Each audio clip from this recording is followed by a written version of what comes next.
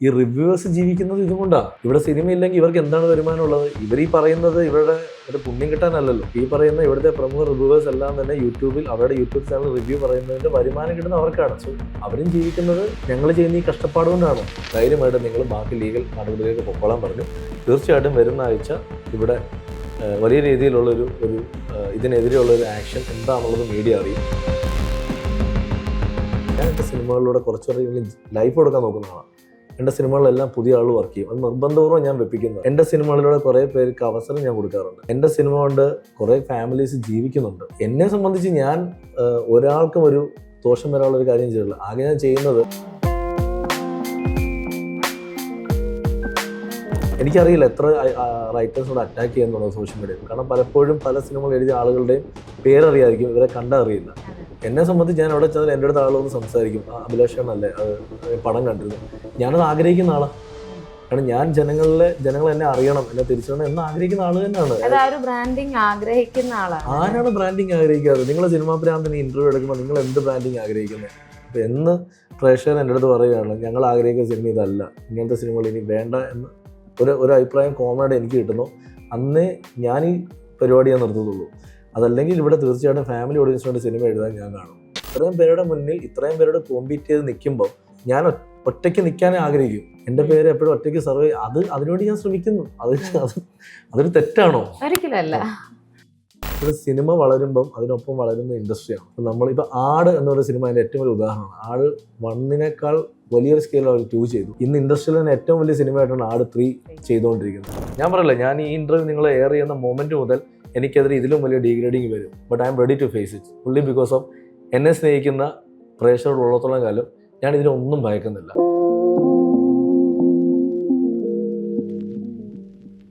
അപ്പൊ ഇന്ന് എന്റെ കൂടെ സിനിമാ പ്രാന്തൻ ഉള്ളത് ഈ വൺ ആൻഡ് ഓൺലി അഭിലാഷ് പിള്ളയാണ്. അഭിലാഷ് ഏട്ടാ, വെൽക്കം. ഒരു സിംഗിൾ ഇന്റർവ്യൂ ഞാൻ പുറകെ നടന്ന് ചോദിച്ചു, ഇപ്പോഴാണ് എനിക്ക് ഇരിക്കാൻ പറ്റിയത്. ഇന്റർവ്യൂ കഴിവും കുറച്ചുകൊണ്ടിരിക്കുകയാണ്. പക്ഷെ ഞാനിപ്പോ ഇതിനു വേണ്ടി ഞാൻ ഓൾറെഡി പ്രീ റിലീസ് എടുത്തു. പക്ഷെ എന്നാലും ആഫ്റ്റർ റിലീസ് ഒന്നുകൂടെ ഒന്ന് പ്രിപ്പയർ ചെയ്യാൻ വേണ്ടിട്ട് അഭിലാഷ് പിള്ള അടിച്ചു കൊടുക്കുമ്പോ തന്നെ അഭിലാഷ് പി വരുമ്പോ തന്നെ അഭിലാഷ് പിള്ള ഇന്റർവ്യൂ വന്നോളൂ. നോക്കുമ്പോ ഇഷ്ടംപോലെ ഇന്റർവ്യൂസ്, അടുത്തൊരു ഇന്റർവ്യൂ സ്റ്റാർ ആവുന്ന പോലെ എനിക്ക് തോന്നുന്നുണ്ട്. ഓക്കെ, അപ്പൊ ഇന്റർവ്യൂ മാറ്റി വെച്ചല്ല, എങ്ങനെ പോകുന്നു? ഇപ്പം സുമതി വളവ് ഇപ്പം വളരെ സക്സസ്ഫുൾ ആയി പോയിക്കൊണ്ടിരിക്കുന്നു. എങ്ങനെയുണ്ട്? വലിയ സന്തോഷമാണ്. ഞങ്ങള് ശരിക്കും അടുത്തിന്റെ റിലീസ് ദിവസം ആദ്യത്തെ ഫസ്റ്റ് റിവ്യൂ ഒക്കെ വരുന്നു, നല്ല റിവ്യൂസ് വരുന്നു. പക്ഷെ പെട്ടെന്ന് എവിടെ നിന്നും അറിയാത്തൊരു അറ്റാക്ക് ഫീൽ ചെയ്തു. അതായത് നെഗറ്റീവ് റിവ്യൂസിന്റെയും നെഗറ്റീവ് ക്യാമ്പയിനിങ്ങിന്റെയും ഡീഗ്രേഡിങ്ങിന്റെ ഒരു മറ്റേ മലവെള്ളപ്പാച്ചിൽ പോലത്തെ ഒരു വരവ്. അപ്പോൾ ഒരു നിമിഷം ഞങ്ങളൊന്നും പറയുന്നു, കാരണം വെച്ചാൽ ഇത് ഇനി ജെന്യുവൻ റിവ്യൂസ് ആണോ, അത് ഇനി എന്താണ്? എല്ലാ ജഡ്ജ്മെന്റ് നമ്മുടെ ജഡ്ജ്മെന്റ് ശരിയാവണമെന്നില്ല. പക്ഷെ കുറച്ച് കഴിയുമ്പോഴാണ് മനസ്സിലാവുന്നത് ഫാമിലി ഓഡിയൻസ് അത് ഭയങ്കരമായിട്ട് വർക്ക് ആവുന്നുണ്ട് സിനിമ. അപ്പോൾ ഇതൊരിക്കലും ഒരു മോശം സിനിമ അല്ല എന്നൊരു കോൺഫിഡൻസ് നമുക്കും ഉണ്ട്. അപ്പോഴാണ് ഞങ്ങൾ സ്ട്രാറ്റജി മാറ്റി, പ്രൊമോഷൻ സ്ട്രാറ്റജി കംപ്ലീറ്റ്ലി ചേഞ്ച് ചെയ്ത് പെട്ടെന്ന് തന്നെ പബ്ലിക്കിൻ്റെ ഒപ്പീനിയൻ ജനങ്ങളിലേക്ക് എത്തിക്കാൻ വേണ്ടി ഞങ്ങൾ എല്ലാ സ്ഥലങ്ങളിലും സ്ട്രെയിറ്റ് വിത്ത് മീഡിയ ലൈവ് പോകുന്നു. എനിക്ക് തോന്നുന്നു ഒരു 10-15 ഇവിടുത്തെ മെയിൻ സ്ട്രീം മീഡിയാസ് ഞങ്ങളുടെ ഒപ്പം ട്രാവൽ ചെയ്തു.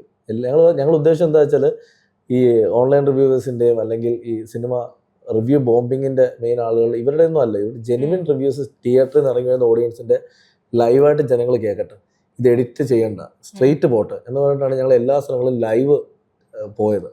അതിൻ്റെ റിസൾട്ട് സെക്കൻഡ് ഡേ വൈകുന്നേരം മുതൽ ഞങ്ങൾക്ക് കിട്ടി തുടങ്ങി. തേർഡ് ഡേ ആയപ്പോഴത്തേക്ക് അത് വീണ്ടും കൂടുന്നു.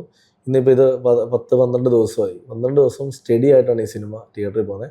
ഇതിൽ ഏറ്റവും വലിയ സന്തോഷം എന്താ വെച്ചാൽ ഏറ്റവും ലേറ്റ് നൈറ്റ് ഷോസ് പോകുമ്പം പോലും ഫാമിലി ഓഡിയൻസിൻ്റെ ഒരു ഹൗസ്ഫുൾ ഷോസാണ് നടക്കുന്നത്. അപ്പോൾ അത് വലിയ ഹാപ്പിയായി. ആദ്യത്തെ ആ ഒരു ഒന്ന് പേടിച്ചത് കംപ്ലീറ്റ്ലി മാറി.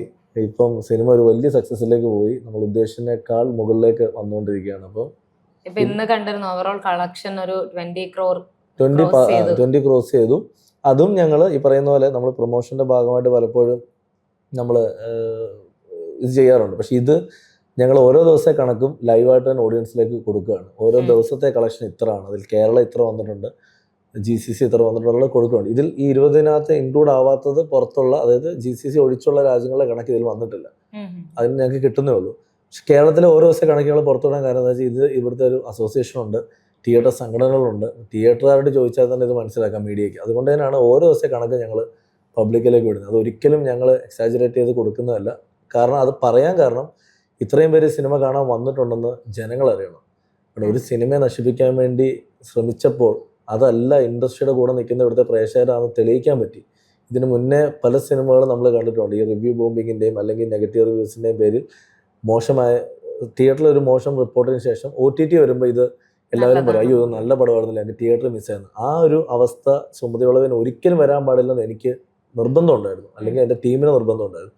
അതുകൊണ്ട് തന്നെയാണ് ഈ സിനിമയ്ക്ക് വേണ്ടി കഴിഞ്ഞ 10 ദിവസമായിട്ട് ഊണും ഉറക്കവും ഇല്ലാതെ ഞങ്ങൾ മുഴുവൻ ഫുൾ ക്രൂ കാസ്റ്റ് അടക്കം ഞങ്ങൾ ട്രാവൽ ചെയ്തത്. അപ്പോൾ അത് പലപ്പോഴും എന്നെ ഇൻഡസ്ട്രിയിലെ പലരും വിളിച്ചിട്ട് ഇതെന്തൊരു അഗ്രസീവ് പ്രൊമോഷനാണ്, ഇതെന്താ ഇങ്ങനെയെന്ന് ചോദിച്ചപ്പോൾ ഞാൻ പറഞ്ഞത് അതിനപ്പുറത്തെ അഗ്രസീവ്നെസ് ഇതിൻ്റെ ഡീപ്രൊമോഷൻ ഉണ്ട്, അല്ലെങ്കിൽ ഡീഗ്രേഡിങ്ങിനുണ്ട്. അപ്പോൾ അതിനെതിരായിട്ട് ഞങ്ങൾക്ക് നിൽക്കണമെങ്കിൽ ഞങ്ങൾ അത്ര അഗ്രസീവായിട്ട് തന്നെ പ്രൊമോഷൻ ചെയ്യണം. ഇത് മാളികപ്പുറം സമയത്ത് ഞങ്ങൾ ഫേസ് ചെയ്തിട്ടുണ്ട്. മാളികപ്പുറം ഇറങ്ങി സെക്കൻഡ് ഡേ ആയപ്പോഴത്തേക്ക് ഒരു മാസ് ഡീഗ്രേഡിങ് വന്നു പല സ്ഥലത്തും. അതെ ഇതൊന്നും ജെനുവിൻ അക്കൗണ്ടുകളിൽ നിന്നല്ല, പലപ്പോഴും ഇത് മുഖമില്ലാത്ത ഫേക്ക് അക്കൗണ്ടിൽ നിന്നാണ് വരുന്നത്.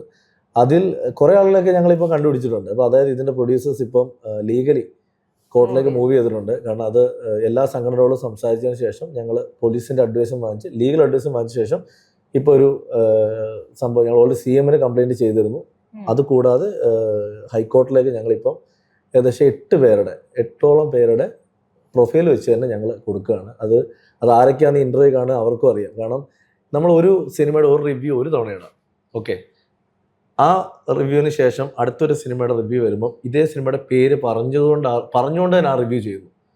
അതായത് ഈ സിനിമ കണ്ട ക്ഷീണം ആ സിനിമ കാണുമ്പോൾ മാറി എന്ന് പറഞ്ഞ് റിവ്യൂ ചെയ്യുന്നു. അതിനുശേഷം അടുത്ത വീഡിയോ വരുമ്പോൾ അതിലും ഈ സിനിമയെ ആഡ് ചെയ്യുന്നു. അത് ആക്ച്വലി ഒരു ഗൂഢാലോചനയാണ്, അത് ടാർഗറ്റ് ചെയ്യപ്പെടുവാണ് ഞങ്ങൾ. അതോണം. അതല്ലാതെ ഒരേ അക്കൗണ്ടുകളിൽ നിന്ന് തന്നെ ഞങ്ങളുടെ ഇപ്പം ഞാനടക്കം ഞങ്ങളുടെ ടീമിൽ ആരിടുന്ന പ്രൊമോഷൻ വീഡിയോസിൻ്റെയും അല്ലെങ്കിൽ പ്രൊമോഷൻ പോസ്റ്റിൻ്റെയും താഴെ കോപ്പി പേസ്റ്റ് ചെയ്തുള്ള കമൻറ്റ്സ് ഒരേ സാധനം തന്നെ വന്നുകൊണ്ടിരിക്കണം. അപ്പോൾ ഇതെല്ലാം ഞങ്ങൾ സ്ക്രീൻഷോട്ട് എടുത്ത് ഞങ്ങൾ ഓൾറെഡി ഇത് CM-ന് സബ്മിറ്റ് ചെയ്തു, ഇവിടുത്തെ പോലീസ് ഹെഡിന് സബ്മിറ്റ് ചെയ്തു. അവരിത് ക്രോസ് ചെക്ക് ചെയ്തതിന് ശേഷം ധൈര്യമായിട്ട് നിങ്ങൾ ബാക്കി ലീഗൽ നടപടിയിലേക്ക് പൊക്കോളാൻ പറഞ്ഞു. തീർച്ചയായിട്ടും വരുന്ന ആഴ്ച ഇവിടെ വലിയ രീതിയിലുള്ളൊരു ഇതിനെതിരെയുള്ളൊരു ആക്ഷൻ എന്താണെന്നുള്ളത് മീഡിയ അറിയും. തീർച്ചയായിട്ടും പ്രൊഡ്യൂസറിനെ സംബന്ധിച്ച് അദ്ദേഹത്തിന് കിട്ടേണ്ട പൈസയിൽ നിന്നുള്ള കുറവ് വന്നിട്ടുണ്ടെങ്കിൽ അതിന് ഉത്തരവാദികൾ ആ ഡീഗ്രേഡിങ് ആളുകൾ തന്നെ. അപ്പോൾ അവർക്കെതിരെ അത് ആവശ്യപ്പെട്ടുകൊണ്ട് തന്നെയാണ് അദ്ദേഹം ഹൈക്കോർട്ടിലേക്ക് മൂവ് ചെയ്യുന്നത്. അത് കിട്ടുമോ കിട്ടത്തില്ല എന്താണെങ്കിലും ഇവരെ പുറം ലോകം അറിയും ഇത് ആരൊക്കെയാണെന്നുള്ളത്. തീർച്ചയായിട്ടും വരും ദിവസങ്ങളിൽ മീഡിയ അറിയും, പബ്ലിക്കും അറിയും. കാരണം ഇവരുടെ ഇൻറ്റൻഷൻ എന്താണ്, ഒരു സിനിമ ഇഷ്ടപ്പെട്ടില്ലെങ്കിൽ ഒരു റിവ്യൂ ഇട്ടുള്ളൂ, ഒരു കുഴപ്പമില്ല. പക്ഷെ ആ സിനിമേനെ നശിപ്പിക്കണം എന്നുള്ളൊരു ടാർഗറ്റോടുകൂടി വീണ്ടും ഈ റിവ്യൂ ഇടുന്നതിൻ്റെ ആവശ്യം എന്താണ്?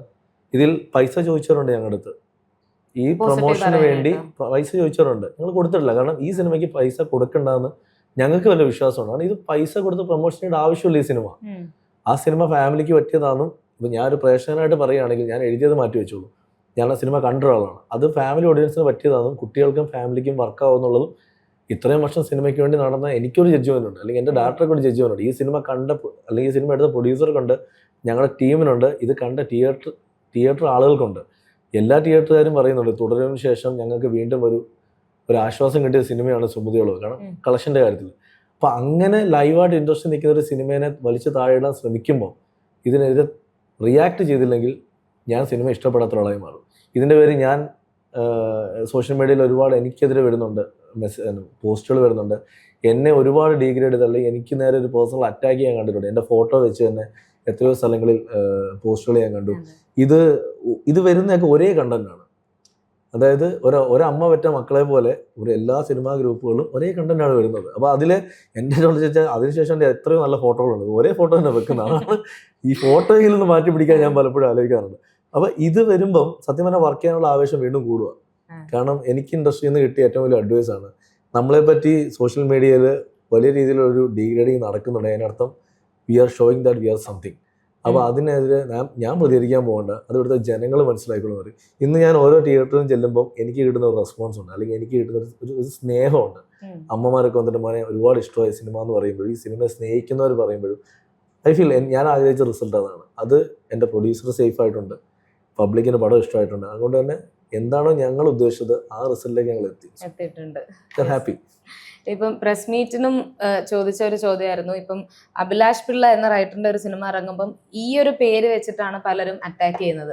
ഇപ്പം മാളികപ്പുറം ആയിക്കോട്ടെ, സുമതി വളവ്, ആനന്ദ് ശ്രീബാല അത്രയും ഇല്ലെങ്കിലും എന്നാലും ഏകദേശം ഉണ്ട്.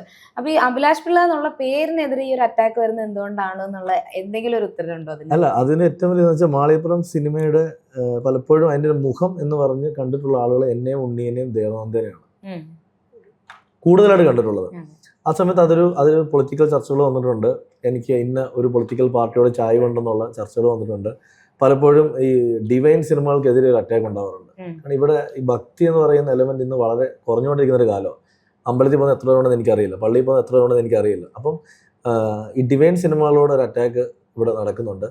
പിന്നെ ഞാൻ പറയല്ലേ, ഈ മുഖം അറിയാത്ത ഇരുട്ടിലെവിടെയോ മറിഞ്ഞിരിക്കുന്ന ഏതോ കുറച്ച് ആളുകൾ, ഇതാരാന്ന് എനിക്കും അറിയില്ല, ഞാൻ ഇവരോട് എന്ത് ചെയ്തിട്ടുണ്ടെന്ന് എനിക്കറിയില്ല. ഞാൻ എൻ്റെ സിനിമകൾ എപ്പോഴും ഞാൻ ശ്രദ്ധിച്ചിട്ടുള്ളത്, ഞാൻ എൻ്റെ സിനിമകളിലൂടെ കുറച്ചുകൂടെയെങ്കിലും ലൈഫ് കൊടുക്കാൻ നോക്കുന്ന ആളാണ്.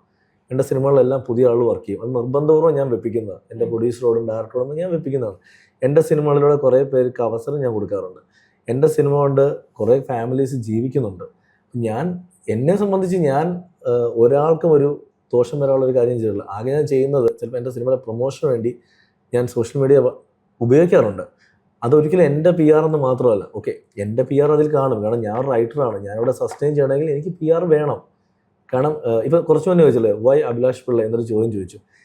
എനിക്കറിയില്ല എത്ര റൈറ്റേഴ്സിനോട് അറ്റാക്ക് ചെയ്യുന്നുണ്ടോ സോഷ്യൽ മീഡിയയിൽ. കാരണം പലപ്പോഴും പല സിനിമകൾ എഴുതിയ ആളുകളുടെയും പേരറിയായിരിക്കും, ഇവരെ കണ്ടറിയില്ല. എന്നെ സംബന്ധിച്ച് ഞാൻ അവിടെ ചെന്നാൽ എൻ്റെ അടുത്ത് ആളൊന്ന് സംസാരിക്കും, അഭിലാഷാണല്ലേ, അത് പടം കണ്ടിരുന്നു. ഞാനത് ആഗ്രഹിക്കുന്ന ആളാണ്. കാരണം ഞാൻ ജനങ്ങൾ എന്നെ അറിയണം, എന്നെ തിരിച്ചറിയണം എന്ന് ആഗ്രഹിക്കുന്ന ആൾ തന്നെയാണ്. ഞാൻ എൻ്റെ വർക്കിലൂടെയും ഞാൻ ചെയ്യുന്ന ജോലിയിലൂടെയും ജനങ്ങൾ എന്നെ അറിയണമെന്നും എന്നെ തിരിച്ചറിയണമെന്ന് ആഗ്രഹിക്കുന്നുണ്ട്. അപ്പം എൻ്റെ ഏത് സിനിമ വരുമ്പോഴും എനിക്ക് നേരെ ഉണ്ടാകുന്ന ഒരു അറ്റാക്ക് പലപ്പോഴും വിഷമം ഉണ്ടാക്കിയിട്ടുണ്ട്. പക്ഷെ അപ്പോഴൊക്കെ ഞാൻ അതിൻ്റെ ഓപ്പോസിറ്റാണ് ചിന്തിക്കുന്നത്. ഈ അറ്റാക്ക് ചെയ്യുന്ന ഒരു 10 പേരെ കാണത്തുള്ളൂ, അല്ലെങ്കിൽ ഒരു 20 പേരെ കാണത്തുള്ളൂ. അതിനപ്പുറത്തേക്ക് എന്നെ ഇഷ്ടപ്പെടുന്ന എത്രയോ പേരുണ്ട്. സോ അത് എൻ്റെ അമ്മ എൻ്റെ അടുത്ത് പറയാനുണ്ട്, മോനെടാ നിന്റെ ചുറ്റും നിൽക്കുന്നവർക്ക് നിന്നെ അറിയാം, നിന്നെ സ്നേഹിക്കുന്നവരാണ് നിന്റെ ചുറ്റും നിൽക്കുന്നത്, നീ ചെയ്യുന്ന ജോലിയിൽ തെറ്റുണ്ടെങ്കിൽ നിന്നെ ചൂണ്ടിക്കാണിക്കുന്നവരാണ്, അല്ലെങ്കിൽ അത് നല്ലതാണെങ്കിൽ നല്ലത് പറയുന്നത്, അവരെ നീ മുഖവിലേക്ക് എടുത്താൽ മതി, ബാക്കിയൊന്നും നീ മൈൻഡ് ചെയ്യണമെന്ന് പറയും. അപ്പം ഞാൻ ഈ ആനന്ദ് ശ്രീബാലയ്ക്ക് ശേഷം, ആനന്ദ് ശ്രീബാലയെ സംബന്ധിച്ച് അത് എൻ്റെ ടൈപ്പ് ഓഫ് സിനിമ ഒരിക്കലും അത് അങ്ങനെ ഒരു സിനിമയല്ല. അതൊരു ഇൻവെസ്റ്റിഗേഷൻ ത്രില്ലറാണ്. അത് നല്ല രീതിയിലാണ് വിഷ്ണു എടുത്തത്. അത് വിനയ് ശർമ്മ വിഷ്ണു എടുത്തിരിക്കുന്നത്. അത് എപ്പോഴും എൻ്റെ സിനിമകളെന്ന് പറയുന്നത് കുറച്ചും കൂടെ ഞാൻ ഫാമിലി ഇമോഷൻസിന് ഇമ്പോർട്ടൻസ് കൊടുക്കുന്ന അതിൽ പോലും ഒരു അമ്മ ഇമോഷൻ ഉണ്ടെങ്കിൽ പോലും അത് ഇൻവെസ്റ്റിഗേഷൻ ത്രില്ലർ, അത് റിയൽ സ്റ്റോറിയും കൂടെയാണ്. ആ സമയത്ത് എനിക്ക് അതിന് മാത്രം വലിയ അറ്റാക്ക് ഒന്നും വന്നില്ല. പക്ഷെ എങ്കിൽ പോലും പലപ്പോഴും അതിലും ഉണ്ടായിരുന്നു ഈ കമന്റുകളിലും ഒക്കെ ഒരു സാധനം വരുന്നത്. പക്ഷെ സുമതി വളവിലേക്ക് എത്തിയപ്പം വീണ്ടും മാളികപ്പുറം ടീം ഒന്നിക്കുന്നു എന്നൊരു ബ്രാൻഡിങ്, ആ പേര് വന്നപ്പോൾ അത് ഒരുപാട് പേർക്ക് അവർക്ക് അത് അസ്വസ്ഥരാണ്, കുറേ ആളുകൾ. കാരണം ഇതിന്റെ അനൗൺസ്മെന്റ് വന്ന സമയം മുതലേ ഞാൻ ശ്രദ്ധിച്ചിട്ടുണ്ട്. അതായത് പലപ്പോഴും ഒരേ അക്കൗണ്ടുകളിൽ നിന്ന് കണ്ടിന്യൂസ്ലി ഡീഗ്രേഡിങ് പോസ്റ്റുകൾ, കമന്റ്സ്. അപ്പം എനിക്ക് പലരും അയച്ചു തരും. അപ്പോൾ ആ സമയത്ത് ഞാൻ റിയാക്ട് ചെയ്യാറുണ്ട്. എന്ന് വെച്ചാൽ പടം ഇറങ്ങേണ്ടത്, പടം ഇറങ്ങിയതിന് ശേഷം അങ്ങനെ അറ്റാക്ക് വന്നപ്പോഴാണ് എനിക്ക് മനസ്സിലായത് ഇതിൻ്റെ പിന്നിൽ ഒരു അജണ്ടയുണ്ട്. അപ്പം അത് എങ്ങനെ ഓവർകം ചെയ്യാന്നുള്ളതിൻ്റെ ഓട്ടമായിരുന്നു കഴിഞ്ഞ 10 ദിവസമായിട്ട് ഞങ്ങൾ ഓടിയത്. സോ ഇപ്പം എനിക്ക് മനസ്സിലായി ഇതൊന്നും ഒരിക്കലും സസ്റ്റെയിൻ ചെയ്യില്ല. ഇങ്ങനെയുള്ളവരൊന്നും ഒരിക്കലും നമുക്ക് ഭീഷണിയല്ല. കാരണം ഇവരങ്ങനെ ചെയ്തുകൊണ്ടാണ് അതിൻ്റെ ഇരട്ടിയാട് വർക്ക് ചെയ്യാനുള്ള ഒരു ആവേശം ഞങ്ങൾക്ക് കിട്ടിയത്. സോ ഇപ്പം ഞങ്ങൾക്ക് മനസ്സിലായി ദ റിയൽ സിനിമ എന്ന് പറയുന്നത് ഇവിടുത്തെ പ്രേക്ഷകർ പറയുന്ന വിധിയാണ്. ആ പ്രേക്ഷകൻ പറഞ്ഞാൽ അത് ഓക്കെയാണ്. അപ്പോൾ എന്ന് പ്രേക്ഷകൻ എൻ്റെ അടുത്ത് പറയുകയാണ് ഞങ്ങൾ ആഗ്രഹിക്കുന്ന സിനിമ ഇതല്ല, ഇങ്ങനത്തെ സിനിമകൾ ഇനി വേണ്ട എന്ന് ഒരു അഭിപ്രായം കോമണായിട്ട് എനിക്ക് കിട്ടുന്നു, അന്നേ ഞാൻ ഈ പരിപാടി ഞാൻ നിർത്തുള്ളൂ. അതല്ലെങ്കിൽ ഇവിടെ തീർച്ചയായിട്ടും ഫാമിലി ഓഡിയൻസിന് വേണ്ടി സിനിമ എഴുതാൻ ഞാൻ കാണും. അത് എന്നെ ഇഷ്ടപ്പെടുന്നവർ കണ്ടാൽ മതി സിനിമ. എന്നെ ഇഷ്ടപ്പെടുന്ന എന്തായാലും കുറച്ച് വിഭാഗം ആളുകളുണ്ട്, അവർ കണ്ടോളൂ. പിന്നെ ഇതൊരിക്കലും എന്നെ ഇഷ്ടപ്പെടുന്ന ഒരു വിഭാഗം ആളെന്ന് പറയുമ്പോഴത്തേക്ക് അതൊരിക്കലും അതൊരു മതവുമായിട്ടോ അല്ലെങ്കിൽ ഒരു ഇന്ന കാറ്റഗറി ആളുകളല്ല. ഞാൻ കോഴിക്കോട് പോയപ്പം ഏറ്റവും കൂടുതൽ എൻ്റെ അടുത്ത് സംസാരിച്ച മുസ്ലിം സ്ത്രീകളാണ്, മുസ്ലിം ഉമ്മമാർ. അവർ വന്നിട്ട് എൻ്റെ അടുത്ത് പടം കണ്ടു ഇഷ്ടപ്പെട്ടു എന്ന് പറഞ്ഞു. അതേപോലെ തന്നെ ഞങ്ങൾ പാലായി ചെന്നപ്പം അവിടെ വന്നിട്ടുള്ളതും ഒരിക്കലും ഒരു മതവിഭാഗത്തിൽപ്പെട്ട ആളുകളല്ല. ഇങ്ങനെ പറയുമ്പം, കാരണം എന്നെ എപ്പോഴും പറയുന്നത് പലപ്പോഴും ഞാൻ കണ്ടിട്ടുണ്ട്, എൻ്റെ പോസ്റ്റർ താഴെ വന്നിട്ട് സംഖ്യകൾക്ക് വേണ്ടി സിനിമ ചെയ്യുന്ന ആൾ, അല്ലെങ്കിൽ അമ്പലങ്ങളിൽ ആളെ ഞാൻ ഈ സുമതികൾ ഇറങ്ങിയ ദിവസം വൈകുന്നേരം ഞാൻ കണ്ടൊരു ഫേസ്ബുക്ക് പോസ്റ്റാണ്, അമ്പലങ്ങളിൽ ആളെ കയറ്റാൻ വേണ്ടി സിനിമ എഴുതുന്ന ഇവൻ്റെ സിനിമ കാണില്ല എന്ന് എഴുതിയ പോസ്റ്റ് ഞാൻ കണ്ടു. ഞാൻ ഞെട്ടിപ്പോവാണ്. കാരണം അമ്പലങ്ങളിൽ ആളെ കയറ്റിയോണ്ട് എനിക്കെന്താണ് ഗുണം? അതെ. അമ്പലങ്ങളിൽ ആള് വന്നാൽ അതുവഴി വരുമാനം കിട്ടുന്നത് ദേവസ്വത്തിനാണ്. ദേവസ്വം വഴി ആ വരുമാനം സർക്കാരിനാണ് കിട്ടുന്നത്. അപ്പൊ ഞാൻ സർക്കാരിന് കാശുണ്ടാക്കി കൊടുക്കുന്ന ആളല്ലേ അങ്ങനെയാണെങ്കിൽ. അപ്പൊ ഞാൻ അത് ഇത് എന്റെ അടുത്ത് പറഞ്ഞ എന്റെ ടീമിലുള്ളവരോ പറഞ്ഞു, ചേട്ടാ അങ്ങനെയാണ് നിങ്ങൾ സർക്കാരിന് കാശുണ്ടാക്കി കൊടുക്കുന്ന ആളല്ലോ. അപ്പൊ എന്നെ സംബന്ധിച്ച് ഇത് കാണുമ്പോൾ എന്റെ വിഷമം എന്താ വെച്ചാൽ, ഇത് 10 പേര് കാണുമ്പോൾ ഒരു 3 പേരെങ്കിലും ഇതിന് കൂടെ വന്നിട്ട് അതിന്റെ താഴെ വന്നിട്ട് നമുക്കെതിരായിട്ട് കമന്റ് ഇടും. അത് മലയാളീസിന്റെ കോമൺ ആയിട്ടൊരു പ്രശ്നമാണ്. പോസിറ്റീവ് പറഞ്ഞാൽ അതിന്റെ താഴെ വന്ന് നെഗറ്റീവ് പറയാനും, നെഗറ്റീവ് പറഞ്ഞാൽ അതിന്റെ കൂടെ പിടിക്കാനും കുറെ ആളുകളുണ്ട്. അതങ്ങനെയാണ്. അപ്പൊ ഞാൻ പലപ്പോഴും പണ്ട് തമാശയായിട്ട് പറയാറ്, കാരണം ഈ ശ്രീശാന്ത് എന്ന് പറഞ്ഞാൽ എനിക്ക് ഭയങ്കര ഇഷ്ടമുള്ള ക്രിക്കറ്റ് കളിക്കാൻ, അദ്ദേഹം ആ കേസിൽ പെട്ടപ്പോൾ അത് ഏറ്റവും കൂടുതൽ ആഘോഷിച്ചത് നമ്മുടെ നാട്ടിലാണ്. ഞാൻ പലപ്പോഴും അതിന്റെ പോസ്റ്ററുകളൊക്കെ ഞാൻ കണ്ടിട്ടുണ്ട്. പല സോഷ്യൽ മീഡിയ പോസ്റ്റുകളും അദ്ദേഹത്തിന് ഇയാൾ അഹങ്കാരിയാണെന്നൊക്കെ പറഞ്ഞിട്ട് പോസ്റ്റ് ഇട്ടാണ്. അപ്പം എന്തുകൊണ്ടാണ് ഇതെന്ന് വെച്ചാൽ നമ്മുടെ ഒരു മാനസികാവസ്ഥയുടെ പ്രശ്നമാണിത്. Sanju Samson first ball out ആകുമ്പോൾ നമ്മൾ ഫേസ്ബുക്കിൽ സഞ്ജു സെഞ്ചുറി അടിച്ച് നമ്മൾ പോസ്റ്റ് ഇടും, നമ്മുടെ അഭിമാനമാണ് സഞ്ജു. അതേ സഞ്ജു തന്നെ ഡക്കിന് ഔട്ട് ആകുമ്പോൾ അല്ലെങ്കിൽ 0ക്ക് ഔട്ട് ആകുമ്പോൾ പോയി പോസ്റ്റ് ഇടും, സഞ്ജുവിന് അവസരം കിട്ടിയാലും മുതലാക്കാൻ അറിയാത്ത സഞ്ജു. ഇത് മലയാളികളുടെ ഒരു കോമൺ പ്രശ്നമാണ് എനിക്ക് തോന്നുന്നത്. അപ്പൊ എനിക്ക് മനസ്സിലായി ഇതിപ്പോ ഒരു തമാശ പോലാണ് ഞാൻ എടുക്കുന്നത്. ഇതൊക്കെ കാണുമ്പോഴത്തേക്ക് ഇത് കുഴപ്പമില്ല, നമ്മളോട് ഉണ്ടെന്ന് പലരും അറിയുന്നുണ്ടല്ലോ, ഓക്കെ നടക്കട്ടെ. എന്റെ ഒറ്റ റിക്വസ്റ്റേ ഉള്ളൂ, ഇനി ഈ നെഗറ്റീവ് ഇടുന്നവര് എന്റെ പുതിയ ഫോട്ടോ ഇടണം. ഞാൻ മാളിയപ്പുറം സമയത്ത് ഞാൻ എടുത്ത ഫോട്ടോയാണ് ഇപ്പോഴും അവർ ഉപയോഗിച്ചുകൊണ്ടിരിക്കുന്നത്. ഇത്രയും ഫോട്ടോസ് സോഷ്യൽ മീഡിയ ഇട്ട് കൊടുക്കുന്ന ആളാണ് ഞാൻ. ആ ഫോട്ടോ ഒന്ന് മാറ്റി പിടിക്കണമെന്ന് എനിക്ക് ആഗ്രഹമുണ്ട്. ഇഷ്ടംപോലെ പ്രൊമോഷൻ കൊണ്ട് ഇഷ്ടംപോലെ സ്കിൽസ് ഉണ്ട്. സോ നെഗറ്റീവ് ക്യാമ്പയിൻ ചെയ്യുന്നവർക്കും ഡീഗ്രേഡ് ചെയ്യുന്നവർക്കും എനിക്കെതിരെ പോസ്റ്റ് ഇടുന്നവർക്കും ഞാൻ പറയുന്നു, പുതിയ ഫോട്ടോസ് ഇട്ടാൽ ഉപകാരമായിരിക്കും. കണ്ടന്റും മാറ്റി പിടിക്കണം. കാരണം പുതിയ റൈറ്റപ്പ് ഇട്ടാലും നല്ലതാണ്. കാരണം ഇവരിടുന്ന സ്ഥിരം റൈറ്റപ്പ് ഞാൻ കണ്ടിട്ടുണ്ട്. സീരിയൽ നിലവാരമുള്ള തിരക്കഥകൾ എഴുതി ഞാൻ കണ്ടിട്ടുണ്ട്. പാതി വന്ന തിരക്കഥകൾ എന്ന് പറയുന്നുണ്ട്. അപ്പൊ ഞാൻ പറയുന്നത് സീരിയൽ നിലവാരം ഉണ്ടെന്നാണ് ഞാനതൊരു കോംപ്ലിമെന്റ് എടുക്കുക. കാരണം സിനിമയെക്കാട്ട് കൂടുതൽ ഇവിടെ ഓഡിയൻസ് ഉള്ളതാണ് സീരിയൽ. സീരിയൽ എന്ന് പറയുന്നത് ഏറ്റവും കൂടുതൽ ഇവിടെ ചാനലുകൾക്ക് വരുമാനം കിട്ടുന്ന ഒരു സാധനമാണ്. അപ്പൊ അതിന്റെ ഓഡിയൻസ് വേറെയാണ്. ഇവരീ പറയുന്ന സീരിയൽ ഓഡിയൻസ് ആണ് സത്യം പറഞ്ഞ കുടുംബ പ്രേക്ഷകർ, ഫാമിലി ലേഡീസ്. അവരെന്റെ സിനിമയ്ക്ക് വരുന്നുണ്ടെങ്കിൽ അത് എന്റെ സക്സസ് ആണ്. അപ്പൊ ഓക്കെ, ഞാൻ അവരെ പിടിക്കാൻ വേണ്ടി സിനിമ എഴുതുന്നുണ്ട്. രണ്ടാമത്തെ കാര്യം, പാതി വന്ന സിനിമകൾ, എൻ്റെ ഒരു സ്ക്രിപ്റ്റ് വായിക്കുന്ന ഞാൻ എഴുതുന്ന തിരക്കഥ വായിക്കുന്ന ഒരു സംവിധായകനുണ്ട്, അത് വായിക്കുന്ന പ്രൊഡ്യൂസേഴ്സ് ഉണ്ട്, ഇത് കേൾക്കുന്ന അഭിനേതാക്കളുണ്ട്, ഇത് ചെയ്യാൻ തീരുമാനിക്കുന്ന ടെക്നീഷ്യൻസ് ഉണ്ട്. അപ്പൊ ഇത്രയും പേർക്ക് ഇഷ്ടപ്പെട്ടിട്ടാണല്ലോ ഒരു സിനിമ സംഭവിക്കുന്നത്. അല്ലെങ്കിൽ ഞാൻ അങ്ങനെ എഴുതുന്ന ഒരാളാണെങ്കിൽ എന്തിനാണ് എന്നെ വിശ്വസിച്ച് ഇത്രയും പൈസ ചെയ്യാൻ പ്രൊഡ്യൂസേഴ്സ് വരുന്നത്? അപ്പൊ ഞാൻ ചെയ്യുന്ന സിനിമകളിലൂടെ കച്ചവടം ആവുന്നുണ്ടെന്നും പ്രൊഡ്യൂസേഴ്സിന് ലാഭമുള്ളതും ഉള്ളതുകൊണ്ടാണല്ലോ എനിക്ക് സിനിമ കിട്ടുന്നത്. അല്ലാതെ എൻ്റെ കുടുംബത്തിലുള്ളവർ രാവിലെ വന്നിട്ട് എനിക്ക് വേണ്ടി കോടികൾ മുടക്കാൻ നിൽക്കുന്നതല്ലല്ലോ. അപ്പം ഞാൻ കൺവിൻസ് ചെയ്യുമ്പോൾ എന്നെ വിശ്വസിച്ച് വരുന്ന നിർമ്മാതാക്കളുള്ളത്തോളം കാലം എൻ്റെ സിനിമകൾ വർഷത്തിൽ 2 പടമെങ്കിലും ഓഡിയൻസിന് കാണും. ആ 2 പടങ്ങളും പ്രൊഡ്യൂസർക്ക് ഞാൻ പ്രോഫിറ്റ് ഉണ്ടാക്കി കൊടുക്കാൻ അങ്ങേയറ്റം നിൽക്കുന്ന ഒരാളാണ് ഞാൻ. ഈ സിനിമയുടെ എൻ്റെ അടുത്ത് പലരും ചോദിച്ചുകൊണ്ടിരുന്നത്, ഒരു തിരക്കഥാർത്ഥം എന്തിനാണ് ഇങ്ങനെ ഓടുന്നത്? ഞാൻ ഒരു സിനിമ ഒരു തിരക്കഥാർത്ഥമായിട്ട് നിൽക്കാറില്ല. ഞാൻ എൻ്റെ സിനിമയെ കാണുന്നത് അത് ഞാൻ കാശ് മുടക്കിയാൽ അതെങ്ങനെയാണ് അത് എനിക്ക് തിരിച്ചു പിടിക്കണം, എൻ്റെ പ്രൊഡ്യൂസറെ സേവ് ചെയ്യണം, അതിനുവേണ്ടി തന്നെ ഞാൻ നിൽക്കത്തുള്ളൂ. അതുകൊണ്ട് തന്നെ എൻ്റെ പ്രൊഡ്യൂസേഴ്സ് എപ്പോഴും, ഇപ്പം ഞാൻ ഏറ്റവും കൂടുതൽ പടം ചെയ്തേക്കാണ് ആൻഡോ ജോസഫും വേണു കുന്നപ്പള്ളി. ഇന്ന് ഞാനൊരു കഥയായിട്ട് എന്നാൽ വേണു ചേട്ടനും ആൻഡോ ചേട്ടനും പടം ചെയ്യും. കാരണം അവർക്ക് എന്നോട് ട്രസ്റ്റ് ഉണ്ട്.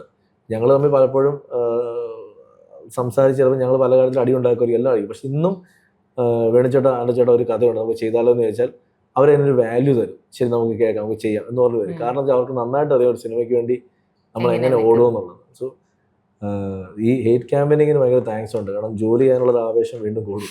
ഇപ്പൊ നേരത്തെ ഈ PR-ന്റെ കാര്യം പറഞ്ഞല്ലോ, അത് ഞാൻ സെപ്പറേറ്റ് ചോദിക്കാൻ വെച്ചിരുന്ന ചോദ്യമാണ്. ഇപ്പം അഭിലാഷേട്ടന്റെ സിനിമകൾ എടുത്തു കഴിഞ്ഞാൽ അതിൽ സംവിധായകന്റെ പേരിനേക്കാളും ഒരു പടി മേലെ നിൽക്കുന്നത് റൈറ്ററിന്റെ പേരാണ്. അത് ഈ PR-ലൂടെ ഉണ്ടാക്കിയെടുക്കുന്നതാണോ ആ ഒരു പേര്? അങ്ങനെയല്ല. ഇപ്പൊ ഞാൻ എൻ്റെ ആദ്യ സിനിമ ചെയ്യുന്ന തമിഴിലാണ്, കടാവർ. അതിനുശേഷമാണ് ഞാൻ മലയാളത്തിലേക്ക് വരുന്നത്, നൈറ്റ് ഡ്രൈവും 10-ാം വിളവും. 2 സിനിമയുടെ സംവിധായകർ, വൈശാഖനാണെങ്കിലും പപ്പേണ്ണാണെങ്കിലും അങ്ങനെ ലൈം ലൈറ്റിൽ അധികം വരുന്ന ആളുകളല്ല. ഒരു സിനിമയിലൂടെ അവരുടെ വർക്ക് കാണിക്കും. പക്ഷെ ആ സിനിമയുടെ ഒക്കെ പ്രൊമോഷൻ ഏറ്റവും കൂടുതൽ പോയേക്കുന്നത് ഞാനാണ്.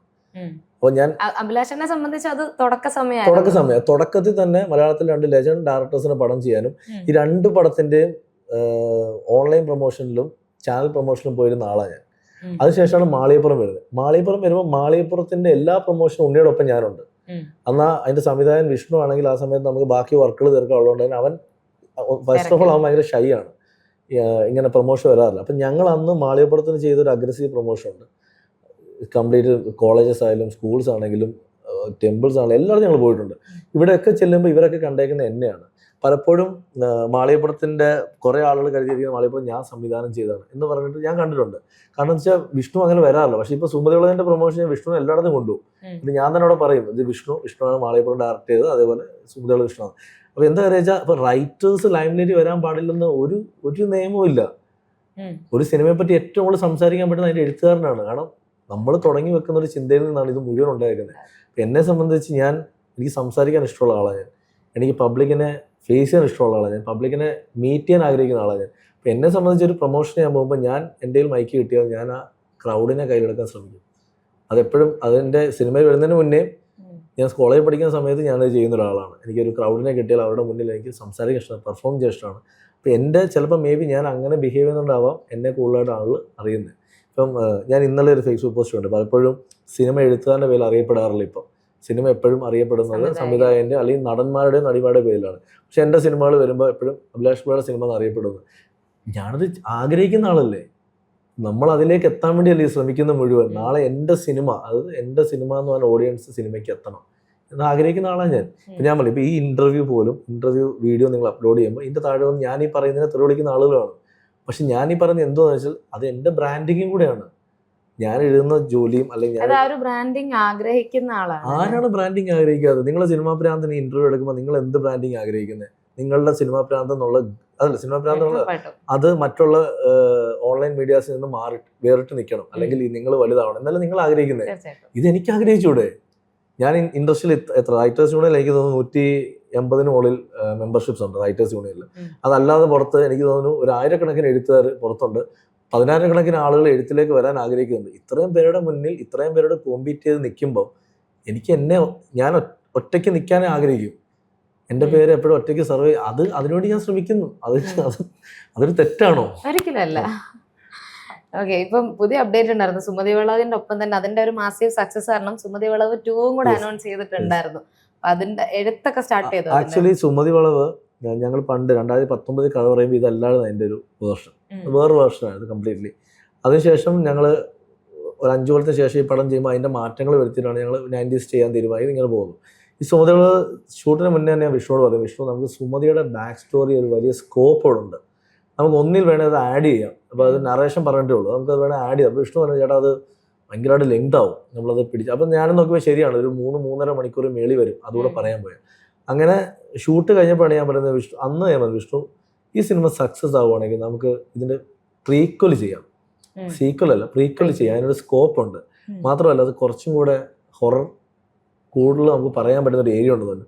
അങ്ങനെ ഈ പടം സക്സസ് ആയപ്പോഴാണ് ഗോകുലത്തിൽ നിന്ന് മൂർത്തിച്ചേട്ടൻ സംസാരിക്കുമ്പോഴും മുരളിച്ചേട്ടൻ സംസാരിക്കുമ്പോഴും ഞങ്ങൾ ഈ ഒരു ഐഡിയ ചോദിച്ചപ്പോൾ രണ്ടുപേരും പറഞ്ഞെങ്കിൽ നമ്മൾ ചെയ്യുന്നു എന്ന് പറഞ്ഞിട്ട് ഞാൻ എൻ്റെ ഇതാണ് എൻ്റെ ഐഡിയ എന്ന് പറഞ്ഞു. അവർക്ക് രണ്ടുപേർക്ക് അത് ഇഷ്ടപ്പെട്ടു. ശരിയെങ്കിൽ നമ്മൾ ചെയ്യുന്നു എന്ന് തീരുമാനിച്ച് ഞങ്ങൾ അനൗൺസ് ചെയ്തത്. ഡിസംബറിൽ ഷൂട്ട് ചെയ്യാനാണ് പ്ലാൻ ചെയ്യുന്നത്. അങ്ങനെയാണെങ്കിൽ അടുത്ത വെക്കേഷൻ ആ സിനിമ ഞങ്ങൾ തിയേറ്ററിൽ എത്തിക്കും. ഇതിന് മുന്നേ ഉള്ള 2-3 കമ്മിറ്റ്മെന്റ്സ് ഉണ്ട്. അപ്പോൾ അതൊന്ന് തീർത്തിട്ടാണ് ഇത് എഴുതാനായിട്ട് കയറേണ്ടത്. അപ്പം 60 കാലഘട്ടത്തിൽ നടക്കുന്ന ഒരു കഥ. അതുമല്ല, ബ്രിട്ടീഷ് കാലഘട്ടമാണ്. നമ്മൾ സിനിമ സുമതികൾ കണ്ടവർക്കറിയാം, സുമതികൾ തുടങ്ങുന്നത് 60കളിലാണ്, 1960s. കാരണം അത് സുമതി മരിച്ച ശേഷം ആ വളവ് പ്രശ്നത്തിൽ നിൽക്കുമ്പോൾ ഒരു തമിഴ്നാട് ഗ്രൂപ്പ് വരുന്നത് അവിടെ നടക്കുന്ന ഇൻസിഡന്റ്. സുമതി മരിച്ചിരിക്കുന്നത് ഞങ്ങളുടെ കഥയിൽ, യഥാർത്ഥ സുമതി മരിച്ചിരിക്കുന്നത് 50കളിലാണ്, നമ്മുടെ റിയൽ പാലമാണ്.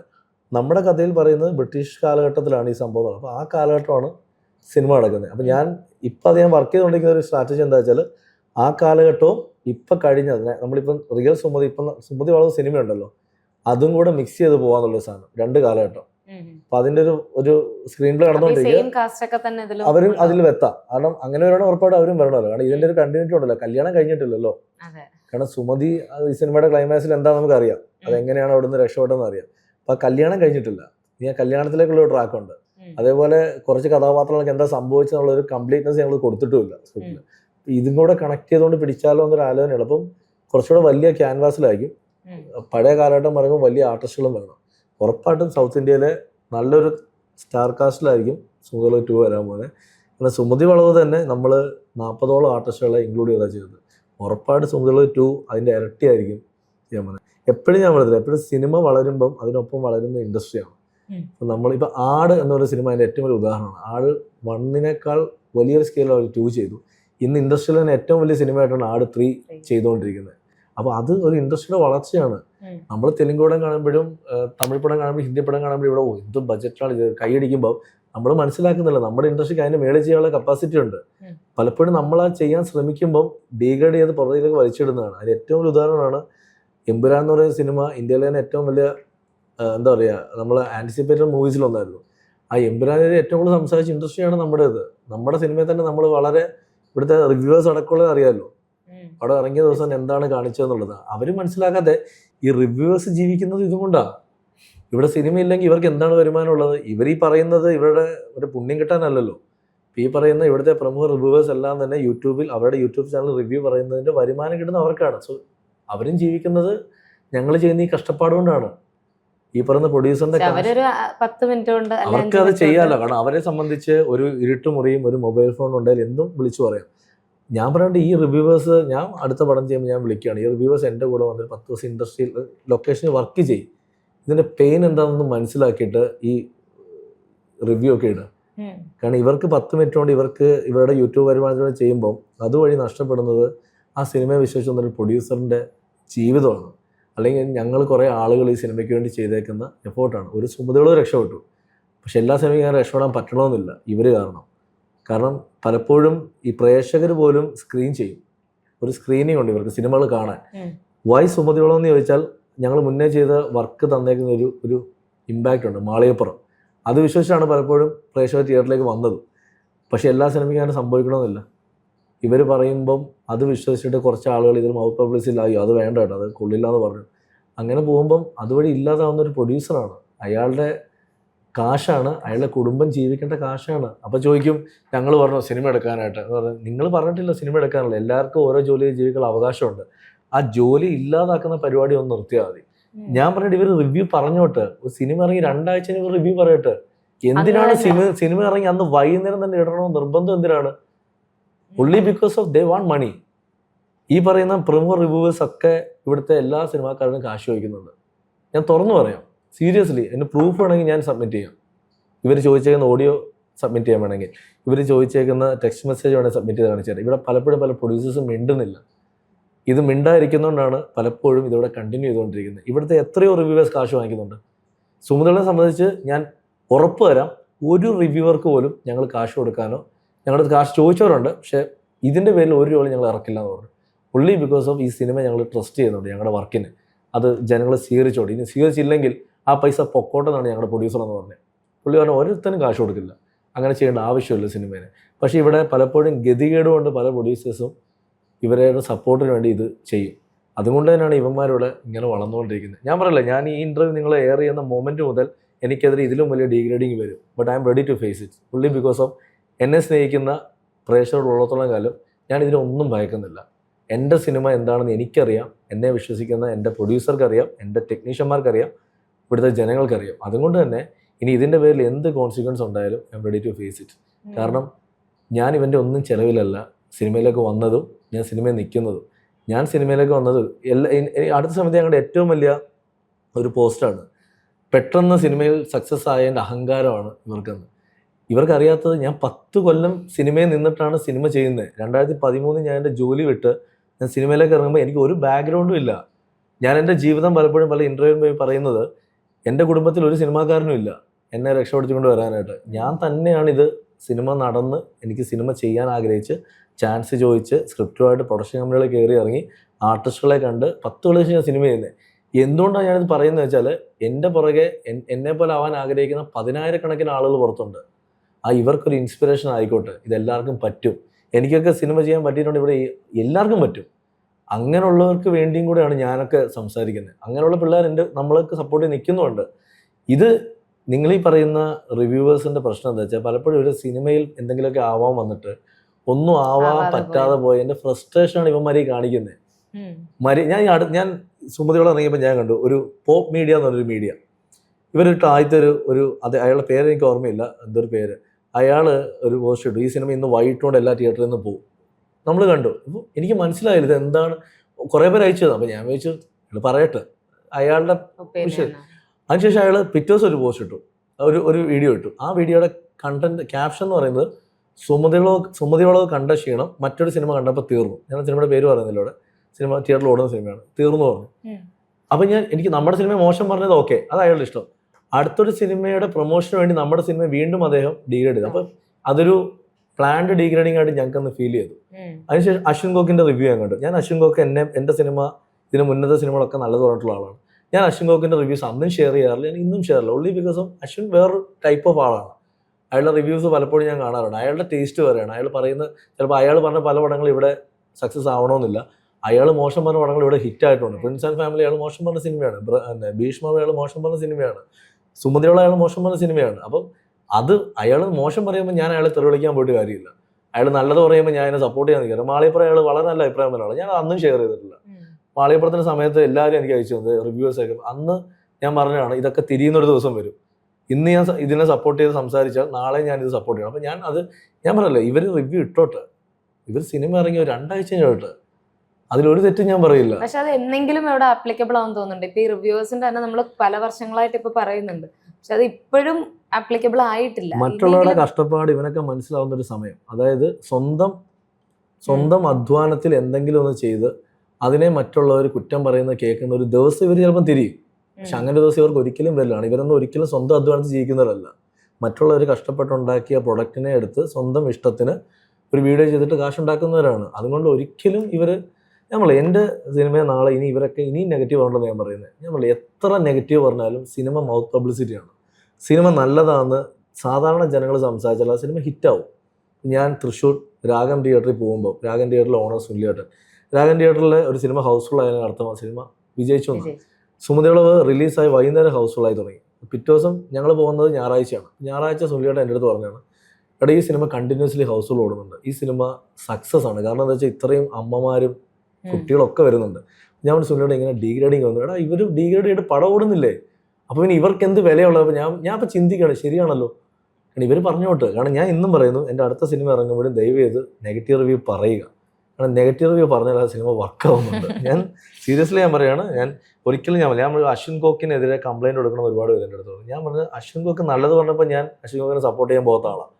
അപ്പോൾ അശ്വിൻ ഗോക്ക് ഒരു സിനിമയെ മോശം പറയുമ്പോൾ ഞാൻ എന്തിനാണ് അതിനെ സപ്പോർട്ട് ചെയ്യാൻ പോകുന്നത്? ഇതേ അശ്വിൻ ഗോക്കൻ എൻ്റെ സിനിമയെ വർക്ക് ചെയ്ത ആളുകളെ വിളിച്ചിട്ട് നിങ്ങളെ പറ്റി ഞാൻ നല്ലത് പറഞ്ഞിട്ടുണ്ട്, പക്ഷേ ഞാൻ വിഷമമുണ്ടോ സിനിമയെ പറ്റി ചോദിച്ച ആളാണ്.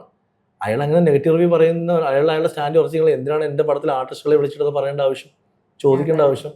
സോ അയാളെ സംബന്ധിച്ച് അയാൾക്ക് തന്നെ അറിയാം അയാൾ എന്താണ് പറഞ്ഞതെന്നുള്ളതും അത് എന്തിനു വേണ്ടി പറഞ്ഞതെന്നുള്ളതും അയാൾക്ക് തന്നെ നന്നായിട്ട് അറിയാം. സോ അതിനകത്ത് ഇനി ഞാൻ വന്നിരുന്നിട്ടൊരു വേദിയിൽ ഇവർക്കത് പക്ഷെ ഞാൻ സംസാരിച്ചത് ഡീഗ്രേഡ് ചെയ്യാൻ വേണ്ടി ചെയ്തവരുണ്ട്. ഒരിക്കലും ഞാൻ അശ്വിൻ ഗോക്കിനല്ല പറയുന്നത്. അശ്വിൻ ഗോക്ക് അയാൾ എല്ലാ സിനിമയ്ക്കും റിവ്യൂ ഇടുന്ന ഒരാളാണ്, അയാളുടെ രീതിയുള്ളതാണ്. പക്ഷേ ഈ സിനിമേനെ മനഃപൂർവ്വം ഡീഗ്രേഡ് ചെയ്യാൻ വേണ്ടി ഒരു കണ്ടിന്യൂസ്ലി പോസ്റ്റ് ഇടുന്ന ആളുകളുണ്ട്. അവരോട് ഞാൻ പറയുന്നു, അവരാ പണി തുടരുക. അവർ പണി ചെയ്തുകൊണ്ടിരിക്കുന്നതോളം ഞങ്ങൾ അലേർട്ടായിരിക്കും ഉറപ്പായിട്ടും. എനിക്ക് പലപ്പോഴും ഞാൻ ഇന്നലെയൊക്കെ തിയേറ്ററിൽ പോയിട്ട്, കൊടുങ്ങല്ലൂർ തിയേറ്ററിൽ പോയിട്ട് ഞാൻ ഇവരൊക്കെ തെറി പറയുന്നത് കേട്ടു. ഈ ഓൺലൈൻ ഈ നെഗറ്റീവ് റിവ്യൂസ് ഇട്ടവരെ പ്രായമുള്ളവർക്ക് വന്നിട്ടുണ്ട്. കുറേ പേര് മോശം പറഞ്ഞ മതി ഇവന്മാരാണെന്ന് ചോദിച്ചത്. ഞാൻ ആ സമയത്ത് എൻ്റെ കൂടെ കംപ്ലീറ്റ് മീഡിയ ഉണ്ട്. ഞാൻ മീഡിയയോട് പറഞ്ഞത്, ഇത് ചിലപ്പോൾ നമ്മൾ പറയിച്ചാന്ന് പറയും, അതുകൊണ്ട് നിങ്ങൾ തന്നെ ഇത് ലൈവ് ഓഡിയൻസിനെ കേൾപ്പിച്ചത്. കാരണം വെച്ചാൽ സാധാരണക്കാരായ ജനങ്ങളുടെ ശബ്ദമാണ്. പിന്നെ എല്ലാ തിയേറ്ററിലും ചെയ്യുന്ന കയ്യടി കിട്ടുമ്പോൾ ഞാൻ പറയും, ഈ കയ്യടി ഇവിടുത്തെ നെഗറ്റീവ് റിവ്യൂസിനുള്ള ഞങ്ങളുടെ റിപ്ലൈ ആണ്. ഇത് ഞാൻ പറഞ്ഞില്ലേ, എനിക്ക് നമ്മളിപ്പോൾ ഫേസ്ബുക്കിൽ പോസ്റ്റ് ഇപ്പോൾ എൻ്റെ അഡ്മിൻ എന്നെ വിളിച്ചു പറയും, ചേട്ടാ പോസ്റ്റ് ഇട്ടു, പക്ഷേ പ്രശ്നം വെച്ചാൽ കുറേ സെയിം അക്കൗണ്ടുകളിൽ നിന്ന് റിപ്പീറ്റ്. അത് ഞാൻ അവിടെ കിടക്കട്ടെ, ഡിലീറ്റ് ചെയ്യണ്ട, കുറേ അവിടെ കിടക്കട്ടെ. അവർക്കൊരു സന്തോഷമുള്ള, കാരണം അവരെടുക്കുന്ന പണിക്ക് ഒരു റിസൾട്ട് ഉണ്ടെന്ന് അവരും കരുതിട്ട്.